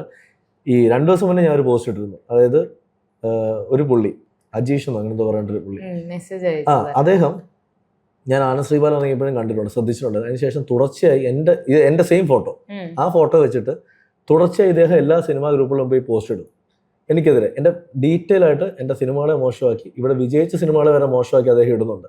മാളികപ്പുറത്തിനൊക്കെ വളരെ മോശമായിട്ട് അത് ഹിറ്റ് ചെയ്യാൻ കണ്ടു. അപ്പോൾ ഇപ്പം സുമതിയോളം ഇറങ്ങിയപ്പം ഇതേ ആളുടെ ഒരു പോസ്റ്റ് എനിക്ക് അഡ്മിൻ അയച്ചു തന്നു, ചേട്ടാ ഇയാൾ വീണ്ടും ഒരു സാധനം. അപ്പം ഞാൻ കയറിയിട്ട് അപ്പോഴാണ് ഞാൻ അധികം ഫേസ്ബുക്ക് നോക്കുന്ന ഒരാളല്ല, ഞാൻ ഇൻസ്റ്റാഗ്രാം ഞാൻ തന്നെ നോക്കുന്നത്, ഫേസ്ബുക്ക് എൻ്റെ അഡ്മിനാണ് നോക്കുന്നത്. ഞാൻ ഫേസ്ബുക്കിൽ കയറിയിട്ട് അപ്പോൾ ഇവൻ എന്നോട് പറഞ്ഞു, ചേട്ടാ അയാളുടെ മെസ്സഞ്ചർ ഒന്ന് നോക്കാൻ പറഞ്ഞു. ഞാൻ മെസ്സഞ്ചർ നോക്കുമ്പോൾ 2022 മുതൽ എൻ്റെ അടുത്ത് ചാൻസ് ചോദിക്കുന്ന പയ്യനാണ്. ഞാൻ മെസ്സേജ് എൻ്റെ റിപ്ലൈ കൊടുക്കുന്ന ഈ പയ്യനായിരിക്കും, നമ്മുടെ അഡ്മിനായിരിക്കും. അവൻ കറക്റ്റായിട്ട് റിപ്ലൈ കൊടുത്തിട്ടുണ്ട്, ഓഡിഷൻ സമയത്ത് വരൂ, നമ്മൾ ചാൻസ് ചോദിച്ച പയ്യനാണ്. ആ പയ്യൻ നമ്പർ വരെ എനിക്ക് അയച്ചിട്ടുണ്ട്. ഈ എനിക്ക് ഒരു കുറച്ച് നാൾ മുന്നേ വരെ മെസ്സേജ് അയച്ചിട്ടുണ്ടായിരുന്നു. അപ്പം ഞാൻ നോക്കുമ്പോൾ ഈ മെസ്സേജ് മുഴുവൻ ഇയാൾ ഡിലീറ്റ് ചെയ്തേക്കുക. ഈ ഫേസ്ബുക്കിന് ഒരു പ്രശ്നമുണ്ട്, ഇൻസ്റ്റാഗ്രാം പോലെ ഡിലീറ്റ് ചെയ്താൽ മൊത്തം പോവില്ല, ഡിലീറ്റ് ചെയ്തെന്നുള്ള മെസ്സേജ് എടുക്കുന്നത് അത് ഈ പൊട്ടന് മനസ്സിലായില്ല. അപ്പോൾ ഇയാൾ ഇത് മാത്രം ഡിലീറ്റ് ചെയ്ത് കളഞ്ഞു. അപ്പം ഞാൻ അയച്ച മെസ്സേജ് അവിടെ കിടപ്പുണ്ട്, ഇയാൾ അയച്ച മെസ്സേജ് മൊത്തം കിടപ്പുണ്ട്.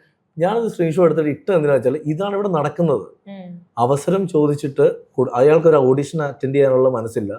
ഈ ഓഡിഷൻ അറ്റൻഡ് ചെയ്യാതെ എങ്ങനെയാണ് നമ്മൾ സ്ട്രേറ്റ് സിനിമ ചെയ്യുന്നത്? ചിലരുണ്ട് വിളിച്ചിട്ട് ചേട്ടാ എന്നെ പടത്തിലേക്ക് അവസരം തരണം, ഞാൻ മോനെ ഓഡിഷൻ എത്തുക, ചേട്ടാ ഓഡിഷൻ ഇല്ല എടുക്കാൻ പറ്റും. ഇവർ അതെങ്ങനെ എടുക്കുന്നത്? നമ്മളൊരു കഥാപാത്രം നിങ്ങൾ ചെയ്യാൻ പറ്റും, ഞങ്ങൾക്കൊരു വിശ്വാസം വേണ്ടേ? എൻ്റെ ഏറ്റവും അടുത്ത സുഹൃത്തുക്കളെ പോലും ഞാൻ ഓഡിഷനായിട്ട് സിനിമയിൽ എടുക്കുന്നത് എല്ലാവരെയും. കാരണം എന്താ വെച്ചാൽ ആ കഥാപാത്രം ഞാൻ അവർക്ക് ഓക്കെയാണ്, എനിക്കും ഡയറക്ടർക്കും മനസ്സിലാവണ്ടേ. അപ്പോൾ ഈ പയ്യൻ ഇട്ട പോസ്റ്റ് ഞാൻ സ്ക്രീൻഷോട്ട് എടുത്തിട്ട് ഷെയർ ചെയ്ത്. എന്തിനാണെന്ന് വെച്ചാൽ ഇവിടുത്തെ പബ്ലിക് ഇത് കാണണം, ഇതാണ് ഇവിടെ നടക്കുന്ന വൃത്തികേടെന്നുള്ളത്. പിന്നെ ഇതിനെ സപ്പോർട്ട് ചെയ്യുന്ന കുറേ സിനിമാക്കാരും ഉണ്ട് ഇൻഡസ്ട്രിക്കുള്ളിൽ തന്നെ. ഞാൻ പറയാമല്ലോ, ഇൻഡസ്ട്രിക്കുള്ളിൽ തന്നെ നമ്മളെപ്പറ്റി മോശം പറയുന്നവരുണ്ട്, ഇതിനെ സപ്പോർട്ട് ചെയ്യുന്നവരുണ്ട്. ഞാൻ ആരാണ് എന്താണെന്ന് ഈ പേര് പറയേണ്ട ആവശ്യമില്ല, ഇത് ഇൻ്റർവ്യൂ ആണെന്ന് അവർക്കും അറിയാം. അതെപ്പോഴും സക്സസിൻ്റെ സമയത്തുണ്ടാവുന്ന ചില നെഗറ്റീവ്സാണ്. സോ അങ്ങനെ വരട്ടെ. ഇപ്പൊ ഈ കഴിഞ്ഞ ദിവസം അതുപോലെ തന്നെ JSK സിനിമയുടെ ടൈമിലും അഭിലാഷ് ചേട്ടൻ ഒരു പോസ്റ്റ് ഇട്ടിട്ടുണ്ടായിരുന്നു. അതിലെ സിനിമയുടെ ക്യാരക്ടറിന്റെ പേര് വെച്ചിട്ടുള്ള. അപ്പൊ അഭിലാഷ് ചേട്ടന്റെ സിനിമയിലും സുമതിയോടെ അല്ല 10ാം വളവിലും സീത എന്ന് പറയുന്ന ഒരു ക്യാരക്ടർ ആഡ് ചെയ്യുന്നുണ്ടായിരുന്നു. അപ്പൊ വിശ്വാസത്തിൽ വിശ്വസിക്കുന്ന ആളാണ്, പക്ഷെ സിനിമയിൽ ആ ഒരു പൊളിറ്റിക്സ് കൊണ്ടുവരില്ല എന്നുള്ളത്. അപ്പം ഇങ്ങനെയുള്ള കാര്യത്തിൽ എന്താണ് ആസ് എ റൈറ്റർ അല്ലെങ്കിൽ ആസ് എ ആക്ടർ ഇതിലൊരു ഒപ്പീനിയൻ എന്താണ്? ജാനകി എന്നുള്ള പടം തിയേറ്ററിൽ കണ്ട ആളാണ് ഞാൻ. നിങ്ങളെ പടം കണ്ടല്ലേ? ആ സിനിമ കണ്ടിട്ട് നിങ്ങൾക്ക് എവിടെയാണ് അതിലൊരു വിശ്വാസത്തെ ഹനിക്കുന്ന എന്താ അതിലുള്ളത്? ഒരു പെൺകുട്ടി റേപ്പിനിരയാവുന്നു, ആ പെൺകുട്ടിയുടെ കഥാപാത്രം ഒരു ജാനകി എന്ന് വന്നുകൊണ്ട് അതിൽ ഒരു പ്രശ്നവുമില്ല. ഞാൻ ചോദിക്കട്ടെ, അങ്ങനെയാണെങ്കിൽ ആ സിനിമയിൽ അഭിനയിച്ച സുരേഷ് ചേട്ടൻ, അദ്ദേഹം ആദ്യം വന്നത് നോ പറയണ്ടല്ലേ ആ സിനിമയുടെ കഥ കേൾക്കുമ്പോൾ തന്നെ. അതിന് anyway it's an art form. Cinema എന്ന് പറയുന്നത് ഒരു ആർട്ടാണ്, അതിനെ അങ്ങനെ കാണാൻ ശ്രമിക്കണം. അതിൽ ഇത് എന്തിനു വേണ്ടിയാണ് സെൻസർ ബോർഡ് അങ്ങനെ ഒരു വിഷയം കൊണ്ടുവന്നതെന്ന് മനസ്സിലാവും. ഒരു പക്ഷേ എമ്പുരാൻ എന്ന് പറഞ്ഞ സിനിമയ്ക്ക് നേരെ ഉണ്ടായ അറ്റാക്കിന്റെ ആഫ്റ്റർ എഫക്റ്റ് ആവാം സെൻസർ ബോർഡ് അങ്ങനെ ചിന്തിപ്പിച്ചത്, നാളെ ഇനി ഇങ്ങനെ വന്നാലോ എന്ന് പേടിക്കുന്നത്. ഇത് കാരണം നമ്മളുടെ ഭയം എന്താണെന്ന് വെച്ചാൽ, ഇപ്പോൾ സിനിമ ചെയ്തിട്ട് ഞാൻ ഇപ്പോൾ സുമതിയോളം സിനിമ ചെയ്തു, സെൻസർ കഴിഞ്ഞ് റിലീസ് മുന്നേ സെൻസർ പറയുകയാണ് അല്ല യക്ഷി എന്ന് പറയുന്നത് ഹിന്ദുക്കളെ സംബന്ധിച്ച് യക്ഷിയെ ഒരു കൺസെപ്റ്റ് തന്നെ ഉണ്ട്. നമ്മൾ അമ്പലങ്ങളിൽ കുടിയിരുത്തിയത് ഇല്ല, അത് നിങ്ങളിപ്പോൾ ചെയ്യാൻ പാടില്ല, അത് അവരെ വിശ്വാസം ഹനിക്കുന്നത് പറഞ്ഞാൽ അതിങ്ങനെ അക്സെപ്റ്റ് ചെയ്യാൻ പറ്റും? ഒരു കഥാപാത്രത്തിന് പേര് കൊടുത്തുകൊണ്ട് ഇപ്പോൾ എൻ്റെ 10ാം വളവിൽ അങ്ങനെയാണ് ഏറ്റവും വലിയ കോൺട്രവേഴ്സിയാണ്. അന്ന് ഞങ്ങൾ രക്ഷപ്പെട്ടാണ്. കാരണം സീതയെ കള്ളം കഴിക്കുന്നത് സോളമനാണ്.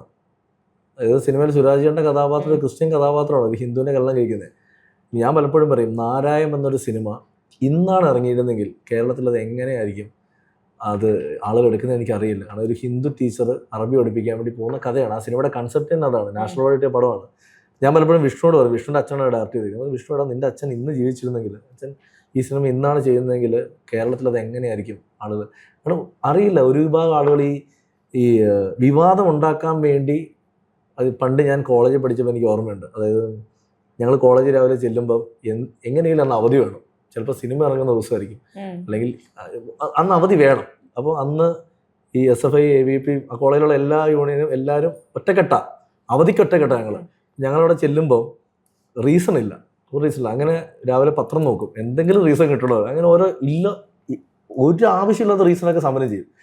അപ്പോൾ പലപ്പോഴും ഈ പ്രിൻസിപ്പളിൻ്റെ അടുത്ത് സമരത്തിന് തന്നെ ഇത് കൊണ്ട് കൊടുക്കേണ്ട പരിപാടി എനിക്കാണ്.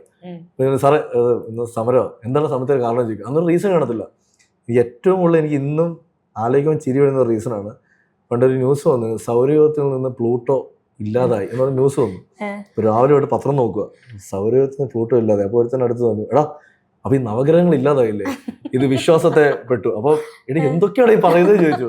അളിയ ഒരു കാരണം വേണമെന്ന് പറഞ്ഞിട്ട് ഞങ്ങൾ പ്രിൻസിപ്പൽ എഴുതിക്കൊണ്ട് കൊടുത്തതാണ്, സർ പ്ലൂട്ടോ ഇല്ലാതായി, അതിന് സാർ അതിനെ പ്രതികരിക്കേണ്ടത്, ഞങ്ങൾ സമരം എടുക്കാണ്ട് സമരം എടുത്ത ആളുകളാണ് എന്ന് പറയുന്നവരാണ്.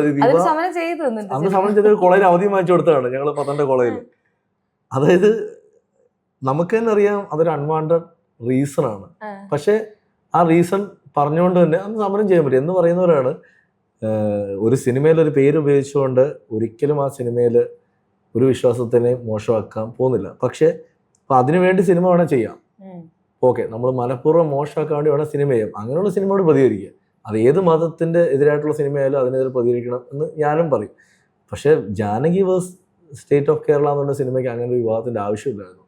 ആ സിനിമ കണ്ടവർക്കറിയാം, കോടതി സീനിൽ 2-3 സ്ഥലങ്ങളിൽ മ്യൂട്ട് ചെയ്തിട്ടുണ്ട്. സുരേഷിന്റെ ജാനകി വിളിക്കുന്നത്. അതുപോലെ എന്തിനാന്ന് എനിക്ക് മനസ്സിലാവുന്നില്ല. സിനിമ കണ്ടോണ്ടിരിക്കുന്നവർക്ക് അറിയാലോ ഈ പെൺകുട്ടിയുടെ പേര് ജാനകിയാന്നുള്ളത്.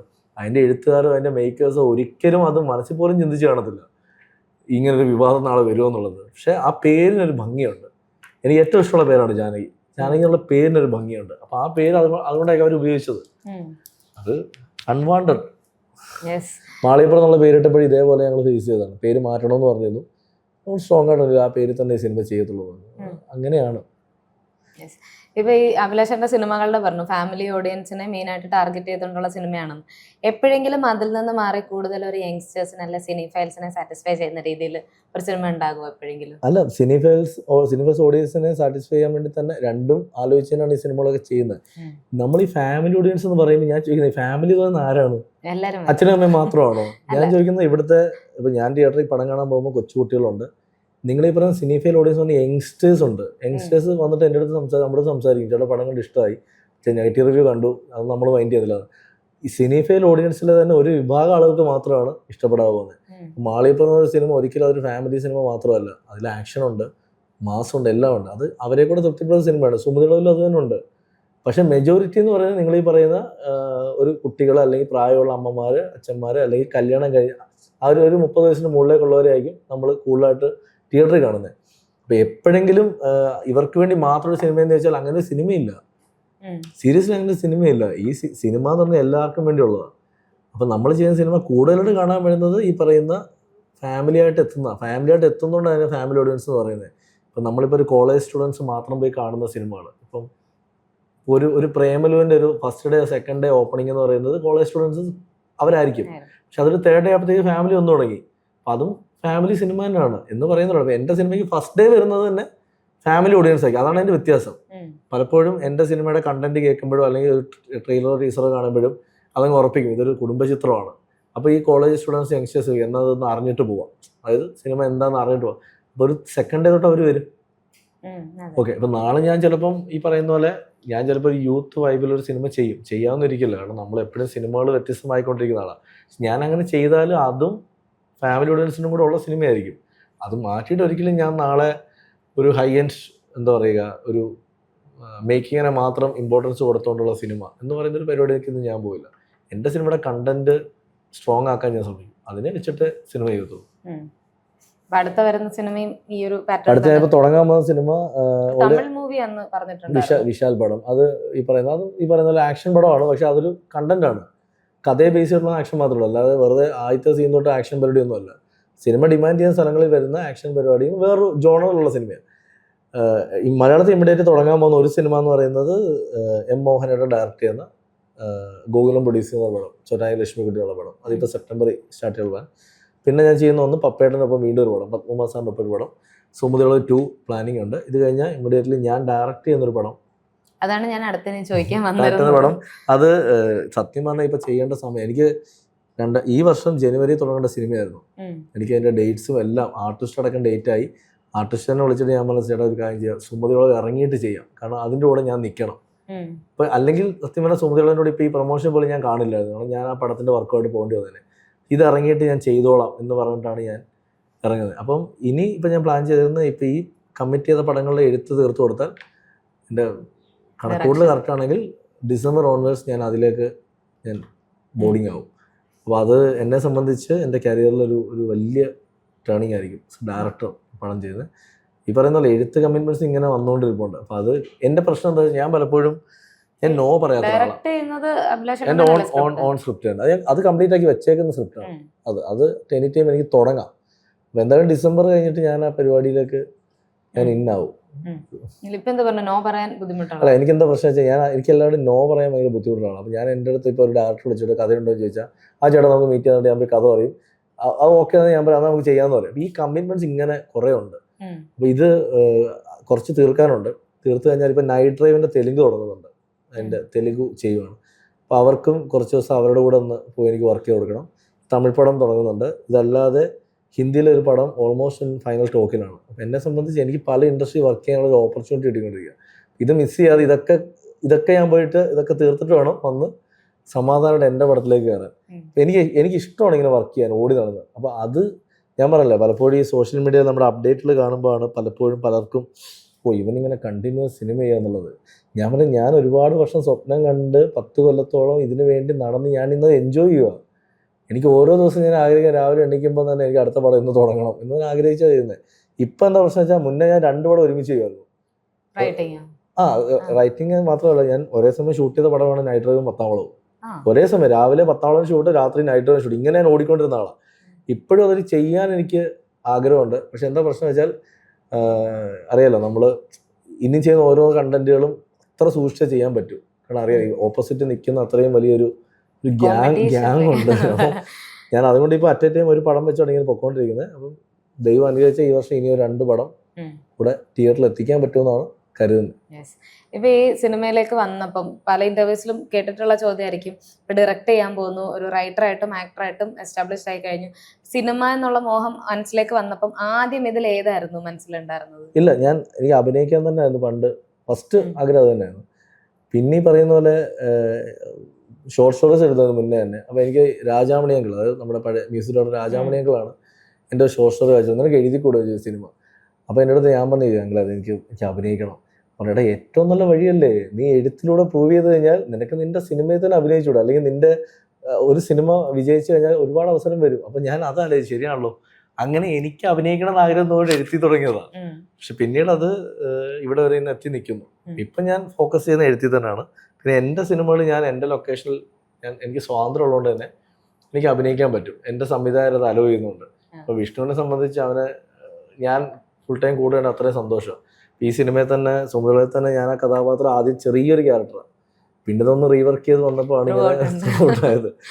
അപ്പോൾ കുറേ പേര് വിളിച്ചിട്ട് നന്നായിട്ടുണ്ട്, അടുത്ത പടം ചെയ്യണമെന്ന് പറയുമ്പോൾ ഞാൻ പറഞ്ഞു, അത് ഞാൻ അതിനുവേണ്ടി പോയില്ല, കിട്ടുകയാണെങ്കിൽ ഞാൻ ചെയ്യുകയും ചെയ്യും. ഇപ്പം എനിക്ക് തമിഴിൽ നിന്ന് ഒരു നല്ലൊരു ഓഫർ വന്നിട്ടുണ്ട്, ഈ പടം കണ്ടതിന് ശേഷം തന്നെ വലിയ ഓഫറാണ്.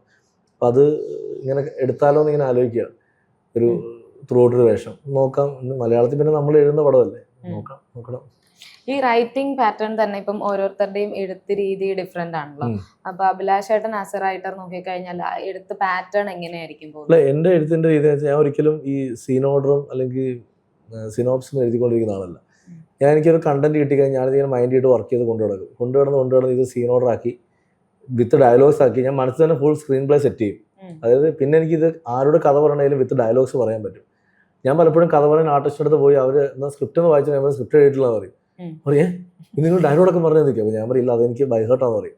എന്നിട്ട് ഞാനിത് എഴുത്തുന്നൊരു പ്രോസസ്സ് എനിക്ക് വളരെ കുറച്ച് സമയം കൊണ്ട് ഞാൻ തീർത്തു തരും. അപ്പോൾ പക്ഷേ എനിക്ക് എപ്പോഴും എൻ്റെ കണ്ടന്റിൽ ഇമോഷൻസ് ആഡ് ചെയ്യാൻ വേണ്ടി ഞാൻ സമയം എടുക്കുന്നത്. എനിക്കെന്താ വെച്ചാൽ, എനിക്ക് എപ്പോഴും എൻ്റെ സിനിമയിൽ എവിടെയെങ്കിലും ഒരു സ്ഥലത്തെങ്കിലും ഓഡിയൻസിനെ ഒന്ന് കണ്ണ് നിറയിപ്പിക്കണമെന്ന് ആഗ്രഹമാണ്. ഇപ്പോൾ ഈ സുമതിളവിൽ അത് എനിക്ക് അത്രത്തോളം വർക്ക് ചെയ്തെടുക്കാൻ പറ്റിയിട്ടില്ല. കാരണം വെച്ചാൽ അതിലെ ഇമോഷൻ ട്രാക്ക് രണ്ടാമത് ആഡ് ചെയ്തതാണ്. ഇതിലത് വേണം എന്ന് ആലോചിച്ച് ട്രാക്ക് ചെയ്തത്. ആദ്യത്തെ വർഷത്തിൽ അതില്ലായിരുന്നു, വേറെ രീതിയിലായിരുന്നു. പക്ഷെ എന്നെ സംബന്ധിച്ച് എനിക്ക് സിനിമ ഭയങ്കര ലൈവായിട്ട് ഇങ്ങനെ പൊക്കോണ്ടിരിക്കുമ്പോൾ പെട്ടെന്ന് ഓഡിയൻസിനെ ഹുക്ക് ചെയ്തിട്ട് ഒരു ഇമോഷനിലേക്ക് കൊണ്ടുപോയി ഒന്ന് കണ്ണ് നിറയിപ്പിക്കണം എന്ന് പറയാം. ഇപ്പോൾ മാളികപ്പുറത്തിൽ അത് വലിയ രീതിയിൽ സക്സസ് ആയ ഒരു ഫോർമുലയാണ്. അപ്പോൾ എൻ്റെ കഥകളിൽ എപ്പോഴും അതുണ്ട്. ഇപ്പം ഞാൻ ചെയ്യാൻ പോകുന്ന സിനിമ അടുത്ത ചോറ്റാനിക്കര ലക്ഷ്മിക്കുട്ടിയിൽ അത് അങ്ങനെയാണ് വർക്ക് ചെയ്തിരിക്കുന്നത്. ഒരു ഭയങ്കര രസമുള്ളൊരു ഹ്യൂമർ സിനിമയാണ്. എന്നാൽ ഒരു മൊമെൻറ്റിൽ എത്തുമ്പോഴത്തേക്ക് പെട്ടെന്ന് നമ്മളൊന്ന് അറിയാതെ കണ്ണ് അറിയും. അതെനിക്ക് ഏറ്റവും കൂടുതൽ ഞാൻ പഠിച്ചിരുന്നത് ലോഹിതദാസ് സാറിൻ്റെ സിനിമകളിലൂടെയാണ്. അദ്ദേഹത്തിൻ്റെ സിനിമകളിൽ ഈ ബന്ധങ്ങളുടെ വില ഭയങ്കരമായിട്ട് അദ്ദേഹം എസ്റ്റാബ്ലിഷ് ചെയ്യും. എനിക്ക് അങ്ങനത്തെ സിനിമകൾ വീണ്ടും ഇവിടെ ചെയ്യണമെന്ന് ആഗ്രഹമുണ്ട്. അദ്ദേഹം ചെയ്ത പോലത്തെ സിനിമകൾ ഒരിക്കലും അദ്ദേഹത്തിൻ്റെ 100-1 എനിക്ക് പറ്റില്ല. അദ്ദേഹം വേറെ ലെജൻഡാണ്.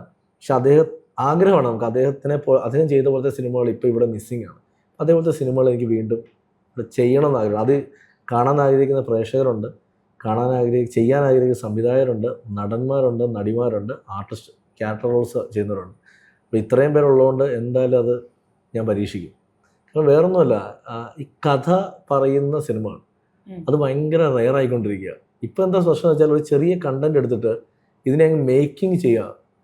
അത് മേക്കിങ്ങിലൂടെ അങ്ങ് നമ്മൾ ഞെട്ടിപ്പിക്കാൻ ശ്രമിക്കണം. ആ സിനിമ അധികം നാൾ പോവില്ല. എപ്പോഴും സിനിമ നിൽക്കുന്നത് നല്ല തിരക്കഥയിലാണ്. തിരക്കഥകൾ നന്നായാൽ മാത്രമേ സിനിമകൾ ഇവിടെ ജീവിക്കൂ. സിനിമകളുടെ ഈ മേക്കിംഗ് ശ്രദ്ധിക്കാൻ പോയാൽ നമുക്ക് എവിടെയാണ് ആർട്ടിസ്റ്റുകളെ കിട്ടുന്നത്? ആർട്ടിസ്റ്റുകൾക്ക് പെർഫോം ചെയ്യാനുള്ള സീക്വൻസ് കൊടുക്കണ്ടേ? ഇപ്പം മേക്കിംഗ് മാത്രം നോക്കി സിനിമ ചെയ്യുകയാണെങ്കിൽ ആർട്ടിസ്റ്റിന് ഒന്നും ചെയ്യാനില്ല. ആർട്ടിസ്റ്റുകൾ വെറുതെ സ്റ്റൈലായിട്ട് നടക്കുക, ഇരിക്കുക, നോക്കുക, ഇത് മാത്രമേ ഉള്ളൂ. അതല്ല പെർഫോമൻസ് അവരെ സന്ദർഭങ്ങൾ ഉണ്ടായിക്കൊടുത്ത് ഇമോഷൻ ആക്കുക, അല്ലെങ്കിൽ ചിരിപ്പിക്കുക, അല്ലെങ്കിൽ എങ്ങനെയാണത് സീക്വൻസ്. അപ്പോൾ നല്ല ആർട്ടിസ്റ്റുകളെ ജനിപ്പിക്കണമെങ്കിൽ ഇവിടെ നല്ല തിരക്കഥകളും വേണം. അതുകൊണ്ട് ഉറപ്പായിട്ടും എൻ്റെ കഥകളിൽ ഞാൻ എപ്പോഴും ആർട്ടിസ്റ്റുകൾക്ക് ഇമ്പോർട്ടൻസ് കൊടുത്ത് മേക്കിംഗ് ഒക്കെ പിന്നെയാണ്. മേക്കിംഗ് എന്ന് പറയുന്നത് അത് സംവിധായകൻ്റെ ജോലിയാണ്. അത് ഒരിക്കലും എൻ്റെ ജോലി അല്ലാത്തതുകൊണ്ട് തന്നെ ഞാൻ ഫോക്കസ് ചെയ്യുന്നത് നല്ല ആർട്ടിസ്റ്റുകളെ ഉണ്ടാക്കിയെടുക്കാനുള്ള നല്ല കഥാസന്ദർഭങ്ങൾ ഉണ്ടാക്കുക. ഇപ്പൊ സംസാരിച്ച് നമ്മൾ ഒരുപാട് അങ്ങ് പോയി. എന്നാലും ഞാൻ ഈ സംസാരിച്ചൊക്കെ തന്നെ പലപ്പോഴും ചിലപ്പം എൻ്റെ സംസാരത്തിൽ എവിടെയെങ്കിലുമൊക്കെ ഞാൻ ഭയങ്കര അഹങ്കാരിയായിട്ട് സംസാരിക്കാനായിട്ട് തോന്നുവാണെങ്കിൽ ഇത് അഹങ്കാരമല്ല, ഇത്രയും വർഷം സിനിമയിൽ നിന്ന് പഠിച്ചേക്കുന്ന എൻ്റെ കോൺഫിഡൻസ് ആണ്. കാരണം പലപ്പോഴും നമ്മൾ വീണ് പോകുന്നൊരവസ്ഥ ഉണ്ടാകുമ്പോൾ ഞാൻ പറയും എന്ത് വീഴാനായിട്ട്, നമ്മളിവിടെ വരെ എത്തുമെന്ന് ഞാൻ ആർക്കും വാക്കൊന്നും കൊടുത്തിട്ടില്ല എന്ന് പറയും. ഞാൻ ഇത്ര സിനിമ ചെയ്തോളാം, ഞാൻ ആർക്കും വാക്ക് കൊടുത്തില്ലെന്ന് പറയും. ഇനി നാളെ സിനിമ ചെയ്യാൻ പറ്റിയില്ലെങ്കിലും ഞാൻ പഠിച്ചിട്ടുണ്ട്, ഞാൻ MBA കംപ്ലീറ്റ് ചെയ്തതാണ്. അതിനുശേഷം ഞാൻ ഇൻഫോ പാർക്കിൽ ജോലി ചെയ്തിട്ടുണ്ട്, ബാംഗ്ലൂർ ജോലി ചെയ്തിട്ടുണ്ട്. എനിക്ക് പിന്നെ സിനിമയ്ക്ക് ഉപരി ഞാൻ ജോലി ചെയ്തുള്ള എക്സ്പീരിയൻസ് എനിക്കുണ്ട് പുറത്ത്. ഉറപ്പായിട്ടും എനിക്ക് നാളെ വേറൊരു ജോലി ചെയ്ത് ജീവിക്കേണ്ടി വന്നാലും ഞാൻ പോയി ജീവിക്കും. പക്ഷെ അപ്പോഴും എൻ്റെ ഉള്ളിൽ ഞാൻ ഭയങ്കര ഹാപ്പി ആയിരിക്കും. കാരണം ഞാൻ ആഗ്രഹിച്ച പോലത്തെ സിനിമകൾ എനിക്ക് ഇതുവരെ ചെയ്യാൻ പറ്റിയിട്ടുണ്ട്, ഇപ്പോഴും ഞാൻ ചെയ്തുകൊണ്ടിരിക്കുന്നുണ്ട്. പിന്നെ നാളെ ഇത് എൻ്റെ കൂടെ ഉണ്ടാകുമോ ഇല്ലെന്ന് എനിക്കറിയില്ല. പക്ഷെ എനിക്ക് ഉണ്ടാവുന്ന അത്രയും കാലം ഞാൻ ആഗ്രഹിച്ച പോലത്തെ സിനിമയെ ഞാൻ ചെയ്യത്തുള്ളൂ. ഒരിക്കലും മറ്റുള്ളവർ എന്ത് പറയുന്നു പേടിച്ചിട്ട് ഞാനിത് മാറ്റാനോ അല്ലെങ്കിൽ എൻ്റെ രീതികൾ മാറ്റിയിട്ട് ഞാൻ കച്ചവടത്തിന് വേണ്ടി മാത്രം അങ്ങനത്തെ ഒരു സിനിമ ചെയ്യാം പരിപാടിക്കേ ഞാനില്ല. എൻ്റെ സിനിമ, എൻ്റെ മനസ്സിലുള്ള സിനിമ കംപ്ലീറ്റ് ചെയ്തുകൊണ്ടേയിരിക്കും. ഉറപ്പായിട്ടും. ഇപ്പോൾ ഒരുപാട് സിനിമകൾ ഇനിയും വരട്ടെ എന്ന് തന്നെ ഞങ്ങളും ആസ് ഓഡിയൻസ് ഞങ്ങളും ആഗ്രഹിക്കുന്നു. പിന്നെ കഴിഞ്ഞ ഇന്റർവ്യൂവിൽ ഞാൻ പറഞ്ഞ പോലെ അടുത്ത സിനിമയിൽ ഞാനും ഉണ്ടാവട്ടെ. ആയിക്കോട്ടെ, അങ്ങനെ ആവട്ടെ. എന്തായാലും എൻ്റെ പടങ്ങളിൽ എന്തായാലും ഒരു സിനിമ മിനിമം ഒരു 4-5 പുതിയ ആളുകൾ വരാറുണ്ട്. പക്ഷേ നമുക്ക് നോക്കാം. ഉറപ്പായിട്ടും. അപ്പം എന്തായാലും താങ്ക് യു സോ മച്ച്. ഇനിയും കാണാം. Thank you.